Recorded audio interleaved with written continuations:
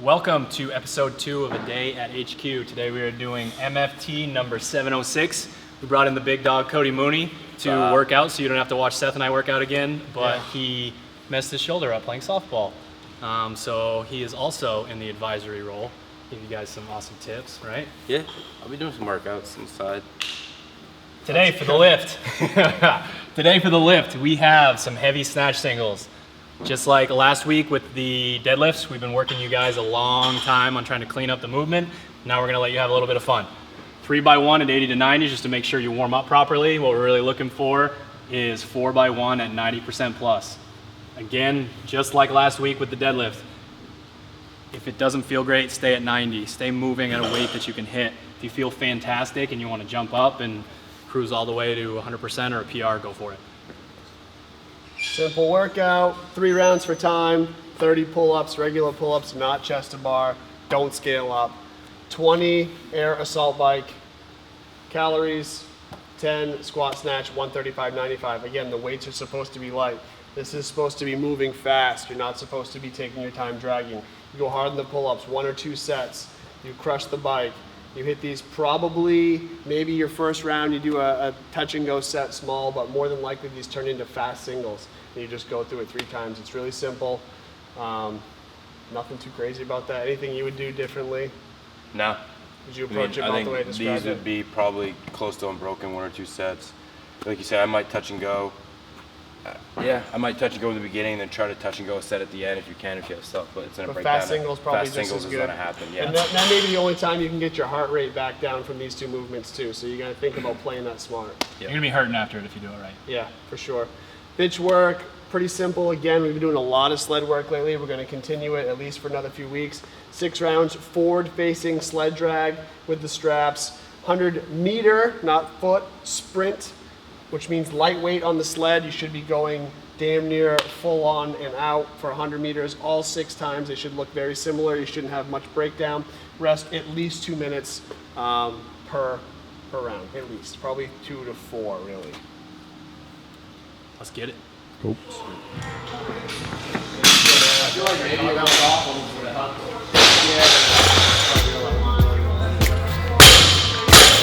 All right, guys, so heavy squat snatches today. I'm gonna give you guys 1 cue, and this works both from a coaching angle and as an angle from the athlete. So you guys gotta get together with your training partners and your coaches, work together on this cue itself. So I'm only gonna be watching feet. I only want you guys to look at, if you're looking at your own videos, look at your feet. If you're coaching your training partner, look at the feet. Really big issue with the snatch is just moving around too much, making the lift more complicated than it needs to be. So we want the weight forward, but the entire foot down, the start of the lift from the floor. We want the weight in the arch halfway through, but again, you shouldn't see much movement. This is more of a feel thing for the athlete. You shouldn't see much movement as a coach. And then the weight all the way back in the heel when we're getting ready to go through extension. From there, obviously you guys know we don't want the feet moving forward. Moving back isn't as big of an issue, but it's still movement that we don't necessarily need. We want the feet to move, but we want the heels to move laterally. So a lot of people just duck their toes out and think that that counts as their feet moving. We really need to see movement in the heel. That's gonna allow you to create a bunch of space for your torso to sit down between your legs and stand up with a nice squat.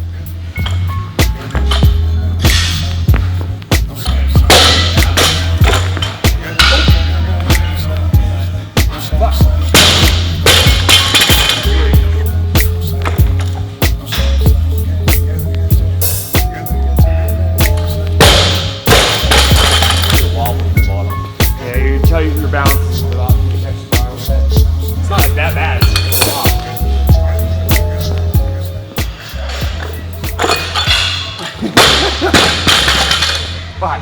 Did you fail that? Yeah, it was too far from me.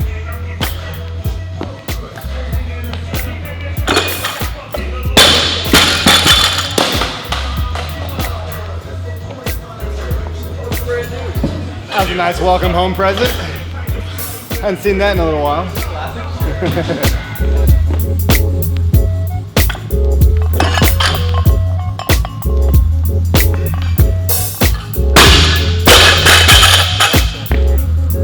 PRs today. Third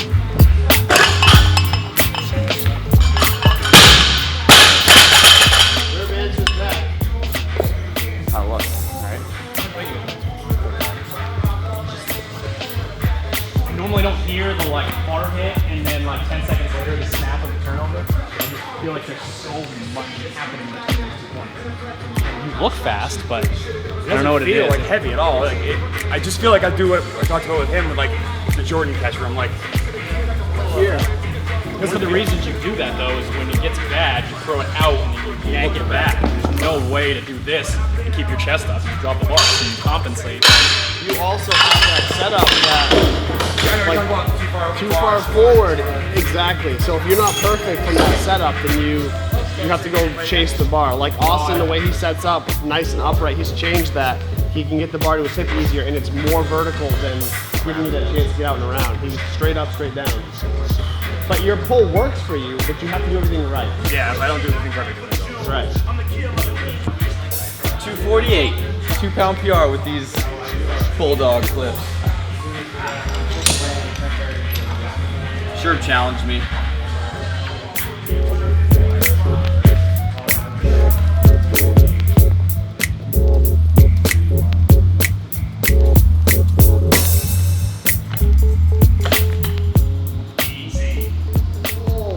Oh shit.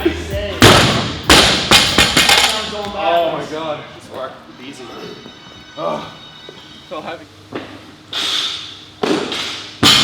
So one of the keys to getting this to around 10 minutes or less, which a lot of regionalist guys might be able to do, will be the transition. So it's really easy to get off of 30 pull-ups and then stand there and breathe for 30 seconds before getting on the bike.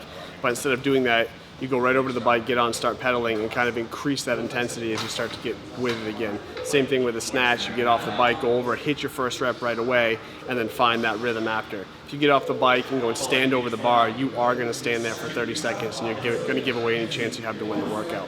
That's going to matter through each round, through each movement. That transition needs to be fast. Even if it's really uncomfortable and you can't start with a huge number, go knock out a few reps, whether it's the bike, the pull-ups, the snatch, whatever, and then carry on, find that rhythm again. Standing around is just going to make you more tired and waste time, so don't stand around.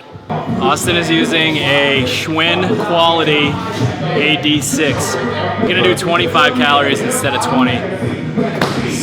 Just a little bit more because even though it might be 1-to-1 timing wise, not really the same leg burn, really the same amount of work he has to put in, so we cranked him up just 5 calories to keep him competitive with the other guys. But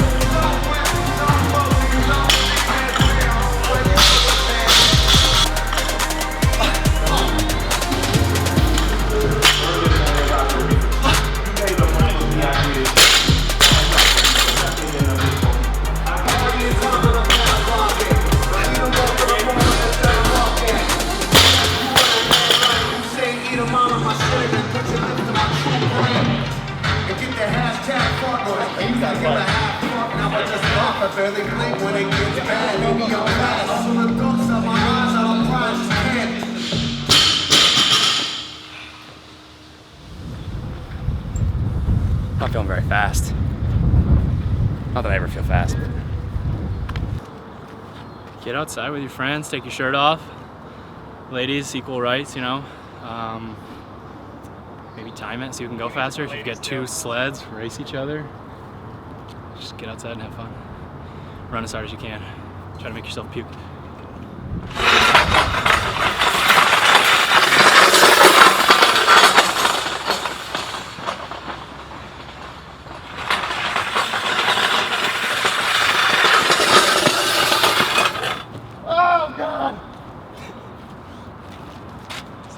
noise until he finishes a run, and then he explodes.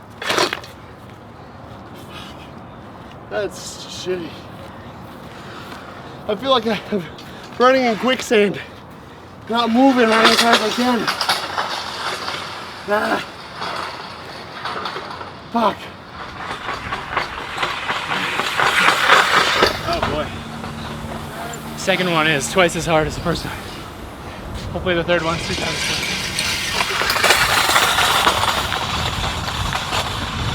Never underestimate the importance of sleep. Halfway down there, I'm like, oh, I can't do it anymore. It's good work though. It's the shit that makes you better.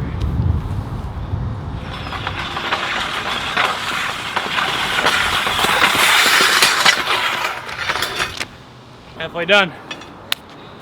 This is pretty rough. This is pretty rough. Although I never use my glutes or my hamstrings, and I'm sure as fuck using them right now.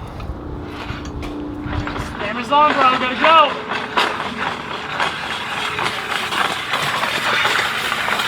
This can't actually be my turn. Yeah.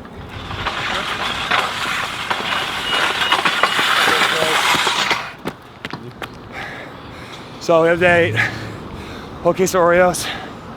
So I thought it'd be good. And it was good while I ate it. Boy, did it hurt afterwards. It's a shame, look a shame. Fuck, they were good though. That's MFT 706. Cody Mooney. I did a lot. Have fun. We'll see you guys next week.